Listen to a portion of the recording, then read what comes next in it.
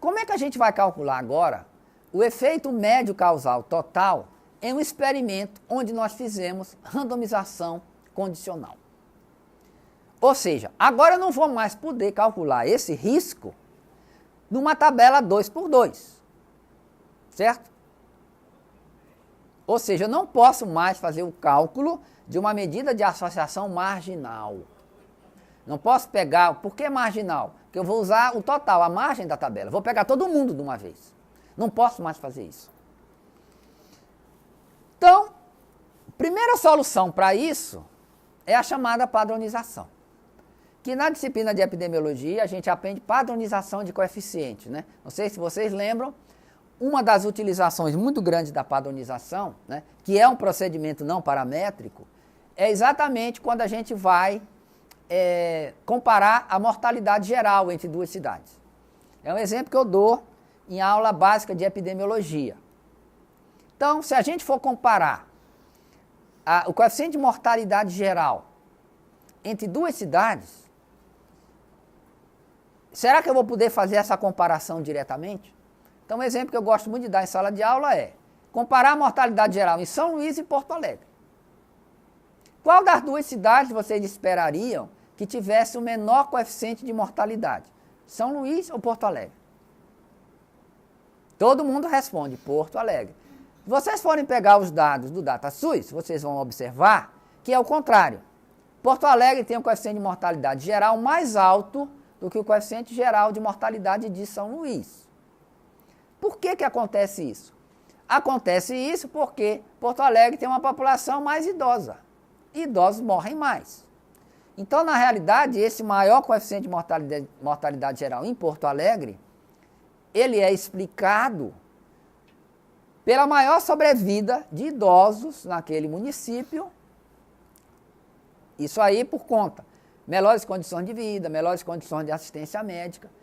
Então, para a gente poder comparar esse coeficiente de mortalidade geral diretamente entre populações, a gente vai ter que fazer o procedimento de padronização por idade.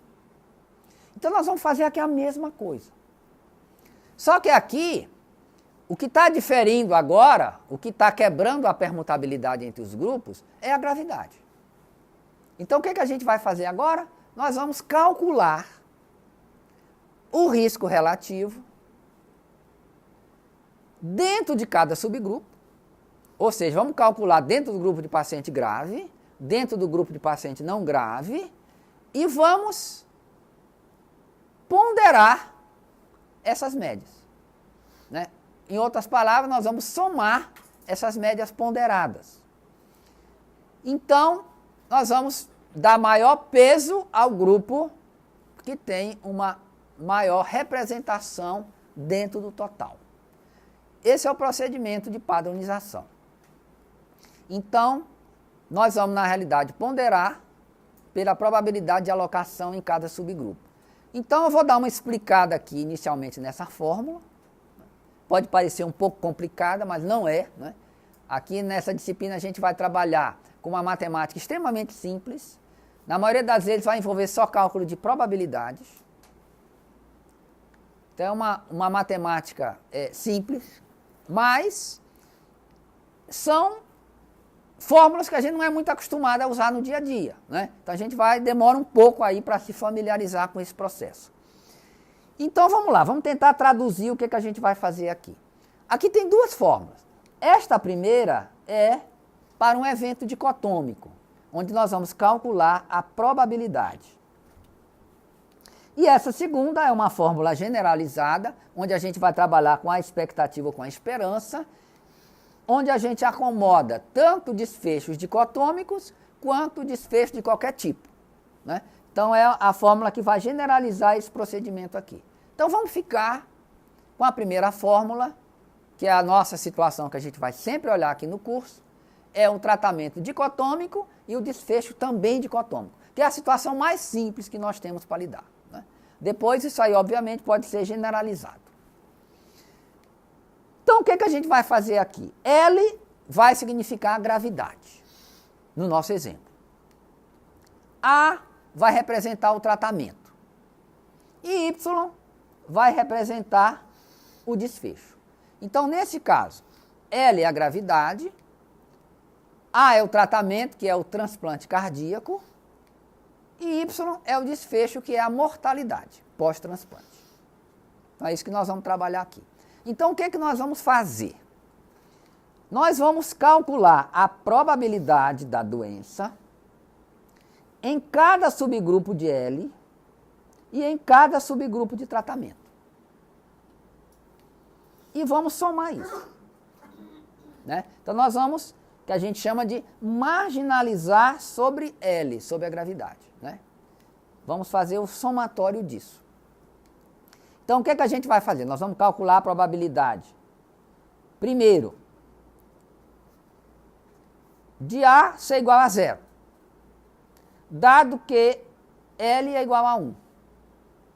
Aí a gente vai substituindo.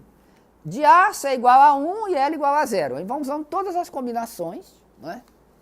E aí, dentro de cada subgrupo desse, a gente vai multiplicar pela probabilidade de L no total.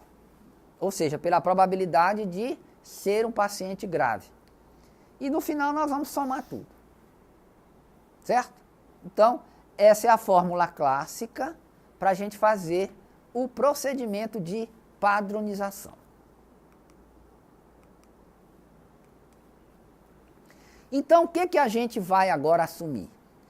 Que na presença de permutabilidade, dessa vez agora condicional, esse risco padronizado, ele pode ser interpretado como o risco contrafatual que seria observado se todos os indivíduos na população tivessem sido tratados. E de maneira equivalente, ele pode ser interpretado como o risco contrafatual que seria observado se todos os indivíduos também não tivessem sido tratados. Ou seja, ele é equivalente a se a gente tivesse feito um contraste das duas situações de tratamento em todos os indivíduos. Só que nós não vamos fazer isso. Nós vamos estar comparando tratados e não tratados, só que dentro de cada subgrupo de L. E aí nós vamos calcular o efeito em cada subgrupo e ponderar, considerando que nós vamos ter mais graves tratados do que não tratados. Então a gente vai fazer isso. E aí ao final, a gente fazendo isso, a gente vai poder assumir de novo que a associação é igual à causa. Aqui é um exemplo para vocês poderem depois aí percorrer essa fórmula e entender como é que esse cálculo é feito. Então eu coloquei aqui a fórmula aqui embaixo, né, para vocês percorrerem. Primeiro nós vamos começar com assumindo que todo mundo foi tratado, essa situação aqui. Ó. Então, dentro dos tratados nós temos os não graves, L igual a 0, e os graves, L igual a 1. Então, qual é a probabilidade de ocorrência do desfecho entre os tratados não graves? Vocês podem percorrer aqui, vocês vão encontrar 25%, certo? Então, vamos lá. Quem é que é tratado e não era grave? É só olhar aqui, ó. Tratado e que não era grave. Porque aqui nós temos tratados que estavam graves. Então, eram 4 indivíduos, certo? E desses 4 indivíduos, um apenas desenvolveu o desfecho. Então, é 1 sobre 4, que dá 25%. Então, o que é isso aqui? É a probabilidade de ocorrência da doença entre os tratados que não estavam graves. Então, nessa nossa formulinha vai ser o quê? O A vai ser igual a 1, o L vai ser igual a 0. Tá? Então, nós vamos começar esse somatório calculando isso aqui primeiro. Né? Bem, nós vamos ter que multiplicar agora esse valor de 25, está aqui, pela probabilidade de L geral, em todo mundo. Então, qual é a probabilidade de ser grave nessa população? Como é que a gente calcularia isso? A população é de 20. Exatamente, de ser não grave. Nós estamos começando agora com um grupo de L igual a 0, ou seja, não grave. Então vai dar exatamente 8 sobre 20. Então 40% dos indivíduos que participaram desse estudo não eram graves. Então o que a gente vai fazer agora? Nós vamos pegar o nosso 25%, que é a probabilidade de ocorrência no grupo de tratados que não eram graves, e multiplicar pela probabilidade de ser grave, que vai dar exatamente 40%. Esse é o nosso primeiro somatório. Aí depois a gente vai continuar com os tratados, né, que vai ser o numerador do nosso risco. Nós vamos calcular aqui um risco relativo, ou uma razão de risco. Então, o numerador nós não colocamos os tratados, não é a probabilidade de ocorrência do desfecho entre os tratados. Então, nós estamos calculando o numerador do risco. Só que esse numerador ele vai ter dois elementos, porque nós vamos ter que ponderar pela gravidade. Então, o risco da doença entre os tratados não graves é 25%. Multiplicado pelo percentual de não graves na população, a gente vai obter essa primeira parte da fórmula aqui, que vai dar 0,1. Agora, falta calcular a probabilidade de ocorrência da doença, ou do desfecho, né? Aqui no caso é de mortalidade, né? Nem doença. A probabilidade de morte dentre os tratados que eram graves. Então, vocês vão ver que é 6 dividido por 9, que vai dar 0,66. E multiplicar pela probabilidade de ocorrência de pacientes graves na população geral, que é 60%. Então, o numerador da nossa razão de risco vai ser meio. O mesmo procedimento nós vamos adotar para os indivíduos não tratados, que é essa segunda parte aqui, ó. Então, primeiro, nós vamos calcular a probabilidade da doença dentre os não tratados que não eram graves, isso aqui vai dar 25%. Multiplicar de novo pela probabilidade de não ser grave na população total. E somar com o quê? Com a probabilidade da doença dentre os não tratados e que eram graves, que também vai dar 66%. E multiplicar isso pela probabilidade de ser grave na população total, né? Então, resolvendo tudo isso, aqui eu calculei a diferença de risco, e ela deu exatamente 0. Se vocês dividissem um pelo outro, vocês iriam obter a razão de risco, que daria 1. Então, qual seria a nossa conclusão? O transplante cardíaco, ele não afetou a mortalidade. Ele nem aumentou, nem diminuiu, né? Então, para efeito de exercício depois, vocês poderiam calcular a razão de risco, ignorando a gravidade do paciente. Eu não fiz esse exercício, mas vocês poderiam fazer e ver que resposta a gente observaria. Provavelmente não seria essa que nós observamos. Muito bem, então nós estamos aqui de novo calculando uma medida de associação. Por quê? Porque nós estamos condicionando a pertencer a um determinado grupo. Nós não comparamos aqui, nós não submetemos cada indivíduo a duas situações de tratamento. Nós tratamos alguns indivíduos e não tratamos outros. Então, nós continuamos tendo uma medida de associação. Ou seja, toda vez que a gente calcula uma medida em grupos, tratados e não tratados, a gente tem uma medida de associação.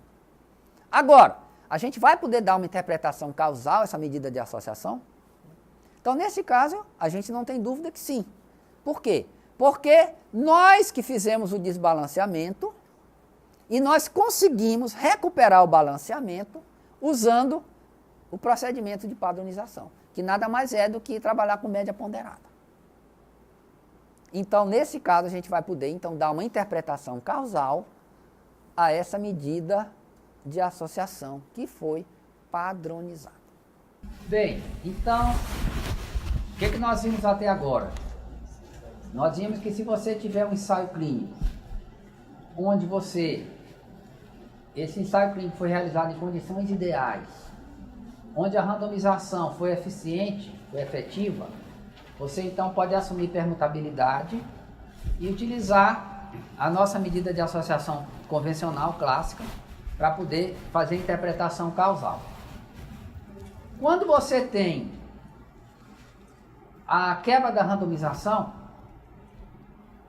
e nós simulamos aqui a quebra da randomização, trabalhando com um procedimento de randomização condicional, a gente pode recuperar a permutabilidade perdida se a gente conseguir identificar qual é a variável que está desbalanceada entre os grupos. E aí a gente tem dois procedimentos para fazer essa correção. A primeira eu demonstrei antes do intervalo, que é o procedimento de padronização. E agora nós vamos demonstrar um outro procedimento, que é a ponderação pelo inverso da probabilidade de seleção. Então, vamos entender a ideia aqui por trás desse procedimento. Então, como a gente viu, dentro do grupo de pacientes graves, os pacientes graves eles têm uma maior probabilidade de serem selecionados para receber o tratamento. Então, eles vão compor a nossa amostra com uma participação maior do que eles teriam tido na população geral. Então, a nossa amostra vai estar desbalanceada, ou seja, ela vai ter uma maior proporção de pacientes graves que terão recebido o tratamento. E por outro lado, você vai ter uma menor participação de pacientes não graves que receberam o tratamento. Então, o estudo está desbalanceado. Então, qual é a ideia aqui desse procedimento? Nós vamos calcular a probabilidade de receber o tratamento para cada indivíduo, que a gente eu estou chamando aqui de probabilidade de seleção, né? Vamos entender aqui a probabilidade de seleção para receber o tratamento. Talvez seja mais fácil de entender assim. Ou seja, cada indivíduo vai ter uma determinada probabilidade de ter sido selecionado para receber o tratamento, não é isso? Então nós definimos que pelo desenho do nosso estudo com randomização condicional, essa probabilidade seria de 75% para paciente grave e 50% para paciente não grave, não é isso? Então, muito bem. Então, nós vamos calcular, não essa probabilidade teórica, mas a que ocorreu de fato no banco de dados. Ok? Em seguida, a gente vai ponderar essa estimativa pelo inverso dessa probabilidade de seleção. Quando a gente fizer isso, o que a gente vai fazer? Os pacientes graves, que uma maior parte recebeu o tratamento, eles vão ter um peso menor. Eles vão entrar menos na hora da gente calcular a medida de associação. E os pacientes não graves, que vão ter uma menor probabilidade de tratamento, eles vão receber um peso maior. Então, com isso, a gente vai balancear o estudo. Esse aqui é o objetivo final nosso, é balancear o estudo. Então, eu estou aqui rapidamente, né, nós vamos daqui a pouco fazer um exercício usando isso. Então, nós vamos demonstrar aqui como que a gente calcularia essas probabilidades de seleção para cada indivíduo, que é a primeira coisa que nós vamos calcular. Nesse desenho, como é um exemplo didático, vocês vão ver que as probabilidades de seleção obtidas na amostra, elas vão equivaler exatamente àquelas probabilidades teóricas que nós desenhamos no início do estudo. Então, um paciente grave, por exemplo, ele vai ter a probabilidade de ser tratado de 75%, exatamente aquela que a gente esperava ter obtido. Como isso aqui é um exemplo didático, isso aqui foi forçado, né? Porque é um exemplo com dados hipotéticos. Então vocês podem ver o seguinte: são 4 grupos que nós temos aqui, formados a partir da gravidade e a partir do tratamento. Então, por exemplo, qual é a probabilidade de um indivíduo ser tratado, ele não sendo grave? Então, se vocês olharem aqui, o não grave é o L0, nós temos 8 indivíduos, e a probabilidade dele ser tratado foi exatamente 4 dividido por 8, que dá 50%. Da mesma maneira, qual a probabilidade do indivíduo não ser tratado, não sendo grave. São os mesmos 8 e 4 não foram tratados. Então, de novo, 4 sobre 8, que vai dar 50%. Né? Aí nós vamos calcular a probabilidade de ser tratado sendo grave. Nós tivemos 12 pacientes graves e dos 12 graves, 9 foram tratados, o que dá 75%. E por último, qual a probabilidade do paciente grave não ser tratado? Vai dar os 25%. Né? Então isso aqui a gente já sabia previamente pelo desenho, como eu disse, nós forçamos esse resultado, né, para que a gente tivesse aqui um exemplo didático. Beleza. Agora, o que a gente vai fazer? O que nós vamos levar para o nosso cálculo vai ser os pesos que cada indivíduo vai ter. Como é que a gente calcula esse peso? Ele é simplesmente o inverso da probabilidade de seleção. Então, por exemplo, para os indivíduos não graves que foram tratados, 1 dividido por meio vai ser 2, né? E, por coincidência, o não grave não tratado também vai ter peso 2. O que significa aqui? O indivíduo não grave, ele vai ter um peso menor em relação a um outro grupo que a gente vai ver daqui a pouco. E vai ter um peso maior, maior do que um grupo e menor do que outro. Então, vamos lá. O indivíduo grave que foi tratado, como ele vai participar do nosso estudo numa proporção maior do que ele teria na população, que a probabilidade dele ser tratado foi forçadamente maior, né? Então aqui a gente forçou um desbalanceamento. Como ele tem uma maior probabilidade de entrar no estudo, aliás, de ser selecionado para receber o tratamento, olha aqui, ele vai ter um peso menor no final, 1,3. Por quê? Porque tem muito indivíduo nesse grupo. Mais do que seria esperado se isso fosse equilibrado. E da mesma maneira, o grave não tratado, esse aqui é o indivíduo mais raro do nosso banco. Porque a maioria dos graves foram tratados. Então, o grave que não foi tratado, ele vai ter que ter um peso maior para a gente poder reequilibrar os grupos. Então, ele é dado um peso de 4. Né? Então, agora, na hora do cálculo da nossa medida final, moral da história, o grave tratado, ele vai ter um peso menor. E o grave não tratado, ele vai ter um peso muito maior, para poder compensar o desbalanceamento aqui de acordo com a gravidade. Né? Então, utilizando isso, o objetivo final seria a gente recuperar a permutabilidade perdida entre os grupos. Usando aqui um procedimento de ponderação que vai ocorrer a nível dos indivíduos que participaram do estudo. Né? Isso calculado de acordo com o pertencimento a cada grupo. Certo? Então, deu para entender aí a lógica da ponderação pelo inverso da probabilidade de ser selecionado para receber o tratamento. É exatamente isso. Então, a partir da ponderação, a gente vai conseguir recuperar a permutabilidade perdida. Então, aqui eu estou demonstrando isso, né? Usando aqui mais uma notação estatística. Então, na realidade, o que a gente vai fazer é o seguinte. A probabilidade de seleção, que equivale à probabilidade de tratamento, ou de ter sido tratado, ela é uma função, né, de A sobre ela. Ou seja, nesse caso vai ser a probabilidade, como são grupos dicotômicos, né, vai ser a probabilidade de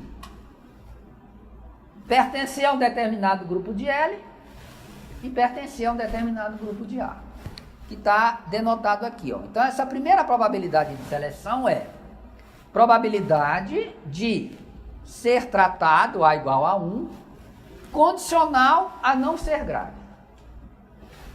A gente já viu que é 50%. Probabilidade de não ter sido tratado, A igual a 0, dado que eu não sou grave. A gente viu também que essa probabilidade é de 50%. Né? Então vejam que é sempre uma função de A sobre L. Né? Aqui, probabilidade de ter sido tratado, dado que o paciente é grave. 75%. E finalmente, a probabilidade de não ter sido tratado, dado que o paciente é grave. Deu 25%. Né? E aqui, simplesmente mostrando, né? Aqui eu estou representando WA. W é a abreviatura do weight, né? Que é peso em inglês. E o A, que é o nosso superescrito para indicar o tratamento, né? Então é um peso que vai ser dado de acordo com a probabilidade de tratamento. Então, diferentes probabilidades de tratamento vão ter diferentes pesos. É isso que eu estou representando aqui por esse WA. E esse peso, ele é calculado a partir do inverso dessa probabilidade de seleção, né?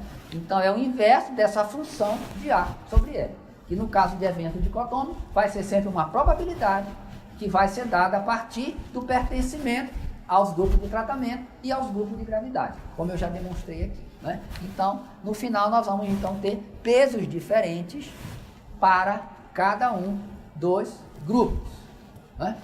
Para a gente então recuperar essa permutabilidade perdida. Bem, no livro do Miguel Hernan, que é da onde eu tirei esse exemplo, ele mostra umas árvores exatamente para tentar mostrar como que esses procedimentos funcionam, né? Eu vou passar por isso rapidamente, né? Mas se vocês tiverem um tempinho, eu aconselho que vocês percorram essas árvores, porque é um procedimento bem didático para a gente entender, né, tudo aquilo que acontece quando a gente usa esse procedimento. Então, primeiro, nós estamos tendo uma árvore aqui que parte da gravidade. Então, L igual a 0, ou seja, nós temos 40% de pacientes que não são graves, dentro dos nossos 20 pacientes, e nós temos 60% dos pacientes que são graves, L igual a 1. Dentro do grupo de pacientes graves, né, nós estamos abrindo aqui 2 galhos dessa nossa árvore, dos graves, onde 75% foram tratados, A igual a 1. São exatamente 9 pacientes. E no grupo dos graves não tratados, nós tivemos 3 pacientes, que equivale a 25%. Né? E no finalzinho lá, aqui já o ramo da árvore, está representado quem teve desfecho, y igual a 1, e quem não teve desfecho, y igual a 0. Né? Então, dos 9 pacientes graves, né? Na verdade, dos graves eram 12, né? E 8 não eram graves. Então, o ramo da árvore começa aqui. Dos 12 graves, 9 foram tratados, 3 não foram. Dos 9 graves tratados, 6 tiveram desfecho. E 3 não tiveram desfecho. E assim vocês podem percorrer todos os ramos dessa árvore, né, indicando exatamente para a gente ter uma clareza do que aconteceu com cada um e acompanhar cada um dos indivíduos. Né? O próximo passo, ele vai exatamente fazer uma divisão, já tentando aplicar a abordagem contrafatual. O que teria acontecido aqui? Primeiro, se a gente não tivesse tratado todos os indivíduos. Então, o que a gente fez aqui? Vejam que agora todos os 20 vão fazer parte da árvore de não tratados. Nessa primeira árvore aqui, ó. Que árvore, supondo a situação em que todo mundo pertenceu ao grupo controle. Então, assumindo que a gente teria para todo mundo, se todo mundo não tivesse sido tratado, nós vamos assumir que se todo mundo não tivesse sido tratado, todo mundo teria o desfecho observado no grupo controle. Que números nós observaríamos nesse exemplo? Perceberam? Aqui é um exercício didático em que nós estamos assumindo que o risco contrafatual na situação de não tratamento, aqui, então os 20, estamos assumindo aqui que os 20 indivíduos agora não foram tratados. Claro, uma parte o foi, outra parte não o foi. Os 20 vão ter o mesmo comportamento que a gente observou no grupo controle, perceba? É isso que está sendo assumido aqui. E a mesma coisa está sendo assumido nessa segunda árvore. nós estamos assumindo aqui o que teria acontecido com os 20, caso todos os 20 tivessem sido tratados. Então nós vamos assumir que teria acontecido com eles exatamente o que aconteceu com o grupo de pacientes tratados. E aí isso aqui é refletido em números. Então nós estamos aqui usando o pressuposto que nós estamos aplicando a todo mundo, na situação de não tratamento, o resultado que a gente obteve no grupo controle. E nós estamos assumindo a todo mundo numa situação de tratamento o que a gente obteve no grupo de tratamento. Ou seja, nós estamos aplicando de fato a nossa abordagem contrafatual, usando o que a gente observou em cada grupo como estimativa do resultado contrafatual que a gente não teve, porque a gente não pode observar o mesmo indivíduo simultaneamente na situação de tratamento e controle. Então nós vamos projetar o resultado de um grupo para todo mundo, tá? Então estamos aqui olhando numa situação didática na árvore, como que funciona na prática a abordagem contrafatual. E esse exercício é bem interessante, né? E aqui é a árvore mostrando, né? Então percebam agora, aqui ao invés de nós termos 20 pacientes, a gente tem 40. Porque nós estamos pegando o mesmo paciente, assumindo que ele foi tratado no momento e não foi tratado no outro. Então o nosso 20 vira 40, certo? Perceberam? É como se a gente duplicasse um N. Porque aqui nós estamos pegando, qual é o exercício teórico que está sendo feito aqui? Nós estamos pegando cada indivíduo em dois momentos. No momento ele efetivamente foi tratado. O que teria acontecido com ele caso ele não tivesse sido tratado? Nós estamos pegando o resultado que a gente obteve no grupo controle e assumindo que o grupo tratado teve o mesmo resultado que eu observei no grupo controle, teria, né? Se ele tivesse sido não tratado. E eu projeto isso para todo mundo. Tá? Então, na realidade, quando a gente faz ponderação pelo inverso da probabilidade de seleção, nós estamos executando na prática essa ideia. Por quê? Aqui, nós tivemos só 3 indivíduos aqui. Então, estaria faltando, tem 9 indivíduos que estariam aqui, né? Que seria um resultado contrafatual que nós não conhecemos o resultado contrafatual. Então, nós estamos assumindo para esses 9 o mesmo resultado dos 3 que originalmente estavam aqui. Tá? Não sei se deu para entender a lógica do exercício teórico, mas é isso, né? Então, percam um tempinho para estudar essa árvore, para entender na prática, de uma forma bem didática, como é que a abordagem contrafatual funciona. Vou fazer agora uma breve revisão do paradoxo de Simpson, que foi uma solicitação de um dos alunos que estavam à distância, que eu realmente passei por esse assunto um pouco mais rapidamente.